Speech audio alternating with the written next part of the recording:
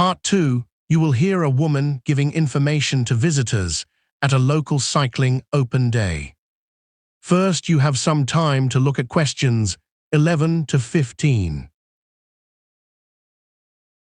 Now listen carefully and answer questions 11 to 15.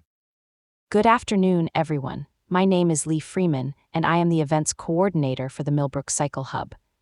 I will explain what is happening during today's open day, how to book activities, and where to find the main areas around the site. The hub is based in a converted storage building beside the old tram route, so some of the entrances are less obvious than they would be in a purpose-built leisure center. Let me start with the opening schedule. Some local notices mentioned March because that is when we trained our volunteers and tested the equipment. The public opening month is April. From April onwards, the hub will be open every weekend and on Wednesday evenings. The main equipment trial today is for cargo bikes. We also have standard city bikes on display, but the cargo bikes are the ones visitors can actually try on the short track this afternoon. They are useful for families and for people who need to carry shopping without using a car. A volunteer will ride beside each visitor on the first circuit because the steering feels different from an ordinary bicycle. Bookings for future sessions are made through the website. At first, we considered taking names at the desk, but online booking is now the confirmed method because it prevents double booking and shows available times immediately. Before anyone rides today, there is a short safety talk. The first draft of the timetable gave it as 30 minutes, but we have shortened it to 25 minutes. That gives enough time for helmets, braking practice, and the route rules.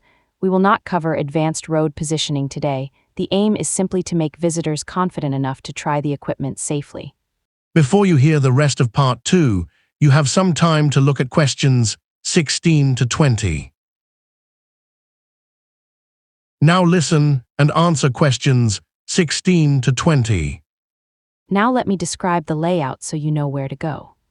If you want a route map for the neighborhood cycle trail, collect it from the reception desk just inside the main doors.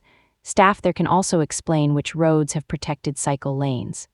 The maps are printed on waterproof paper because the trail follows the river and the weather can change quickly.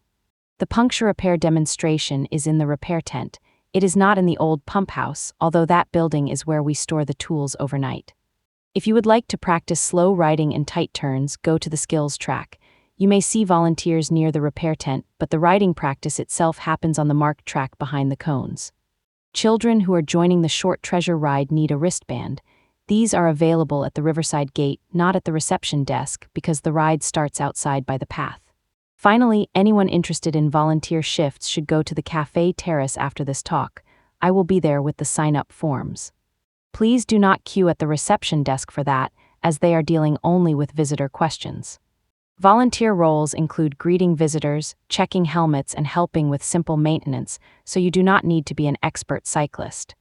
Thank you for coming, and I hope you enjoy the open day. That is the end of Part 2. Now turn to Part 3.